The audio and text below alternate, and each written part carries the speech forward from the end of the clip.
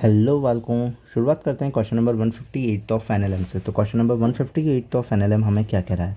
A block is placed on a rough floor and a horizontal force F is applied on it. अगर मान लो किसी एक inclination plane के ऊपर मेरा जो ब्लॉक पड़ा हुआ है उसके ऊपर मैं फोर्स हॉरिजॉन्टल फोर्स एफ लगाता हूँ, तो डायरेक्शनल प्रॉपर्टी आ जाएगी जो कि एक इसको ऊपर लेकर के जाएगा। अगर ये ऊपर जा रहा होगा तो पीछे की तरफ कोई फ्रिक्शन फोर्स लग रहा होगा, is applied on it. The force of friction F of the floor on the block is measured of different value of F. The graph is plotted between U K and S. Okay, done.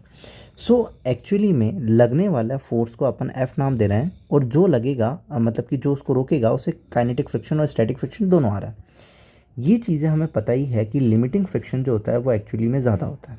Limiting friction अगर मैं बात करूँ FS, मानते एक example के तौर पे कि लिमिटिंग फ्रिक्शन जो है वो मेरा कितना है 40 न्यूटन है, और अप्लाइड फ्रिक्शन जो है जो मैं अप्लाइड कर रहा हूँ वो कितना कर रहा हूँ 30 न्यूटन, या फिर मान लेते हैं सबसे पहले 10 न्यूटन। अगर 10 न्यूटन लिमिटिंग फ्रिक्शन कितना है 40 न्यूटन, अप्लाई कितना कर रहा हूँ 10 न्यूटन, तो मैं तुमसे पूछूंगा भाई फ्रिक्शन फोर्स कितना है, तो तुम बोलोगे सर 10 न्यूटन है। क्यों? क्योंकि जब तक वो 40 न्यूटन तक नहीं पहुँच जाता उससे पहले लगने वाले जितने भी एफ अप्लाइड होंगे वही उसके क्या हो जाएंगे फ्रिक्शन फोर्स हो जाएंगे। दैट मीन्स अगर मैं 20 न्यूटन बोलूँगा तो भी वो 40 से कम है, तो भी देन 30 न्यूटन बोलूँगा तो भी वो 40 से कम है।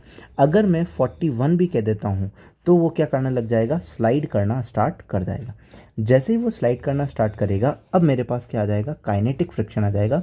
और काइनेटिक फ्रिक्शन जो होता है यूजुअली वो स्टैटिक फ्रिक्शन से क्या होता है थोड़ा कम, तो 40 से जस्ट थोड़ा कम हो जाएगा, 35 36 समथिंग कुछ हो जाएगा।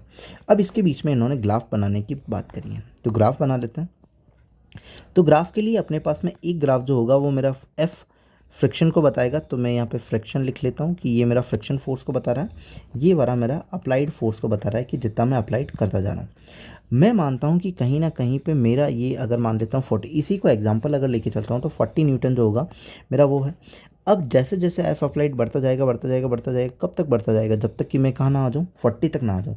40 पे आते ही ये जो पॉइंट होगा वो मेरा क्या होगा, ये जो पॉइंट होगा वो मेरा न्यूएस एन होगा, मतलब कि वो मेरा लिमिटिंग फ्रिक्शन होगा। लिमिटिंग फ्रिक्शन तक जब तक मैं आता जा रहा हूँ तब तक मेरा फ्रिक्शन क्या होता जा रहा है, बढ़ता जा रहा है। मतलब कि हर एक पॉइंट पे अगर देखूंगा तो यहाँ 10 न्यूटन है तो फ्रिक्शन भी 10 न्यूटन होगा, यहाँ 30 न्यूटन होगा तो ये भी 30 न्यूटन होगा, ये 35 होगा तो ये भी 35 होगा। दैट मीन्स कि 40 तक रहेगा। अब जैसे ही वो स्टार्ट करना चालू हुआ, जैसे चालू हो गया उसके बाद में थोड़ा सा किंक आएगा जिसके अंदर अपन कहेंगे कि फोर्स अप्लाइड जो फ्रिक्शन होगा वो थोड़ा सा क्या हो जाएगा, कम हो जाएगा। उसके बाद से वो क्या रहेगा, कांस्टेंट रहेगा। दैट मीन्स कि अगर मान लो यहाँ पे कोई 35 है तो स्टैटिक फ्रिक्शन जो होगा उस लिमिटिंग फ्रिक्शन जो होता है उससे थोड़ा सा कम जो होगा वो अपना क्या हो जाएगा, काइनेटिक फ्रिक्शन हो जाएगा, और काइनेटिक फ्रिक्शन पे बॉडी ऐसे चलती रहेगी।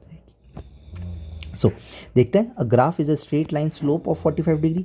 क्या ये ग्राफ जो है स्ट्रेट लाइन है 45 डिग्री की? हाँ है, तो सही। A graph is a straight line parallel to F Y axis, F axis parallel to F axis, capital F. ना ना ना, पैरेलल टू एफ एक्सिस बाद में है, पहले तो 45 है और बाद में, तो ये ऑप्शन भी थोड़ा करेक्ट नहीं है, ये भी करेक्ट नहीं है। The graph is a straight line 45 degree for small F. हाँ ठीक है, स्मॉल एफ के लिए 45 डिग्री स्ट्रेट लाइन है। Then and a straight line parallel to F axis to large F. बिल्कुल सही है, करेक्ट बात है। सो अपन इस पे लिए ऑप्शन नंबर क्या देंगे, सी के ऊपर जाएंगे, क्योंकि उन दोनों से ज़्यादा करेक्ट हो जाएगा, ये दोनों वैसे भी गलत हो जाएंगे। क्यों? क्योंकि 45 डिग्री के बाद में अपना जो एंगल है वो क्या है, कांस्टेंट भी हो रहा है, मतलब स्लोप जो हो रही है वो जीरो भी हो रही है। Now there is a small kink on the graph. हाँ ठीक है, छोटा सा किंक है ग्राफ पे जाके कि एक फिर अपना जो एफ अप्लाइड है वो क्या रहेगा, सेम रहेगा, और फ्रिक्शन फोर्स क्या रह जाता है, थोड़ा सा कम हो जाता है। ये ऐसे से छोटे से इंक्लिनेशन या डिक्रीमेंट को होता है, ये ऐसा कोई साइन बना होता है इंक्रीमेंट और डिक्रीमेंट का, जहाँ पर इस साइन को अपन क्या कह देते हैं, किंक वर्ड नाम दे देते हैं। सो अपना ऑप्शन नंबर कौन सा हो जाएगा, सी एंड डी। तो ऑप्शन नंबर कौन सा हो जाएगा, first. If you like then subscribe. Thank you.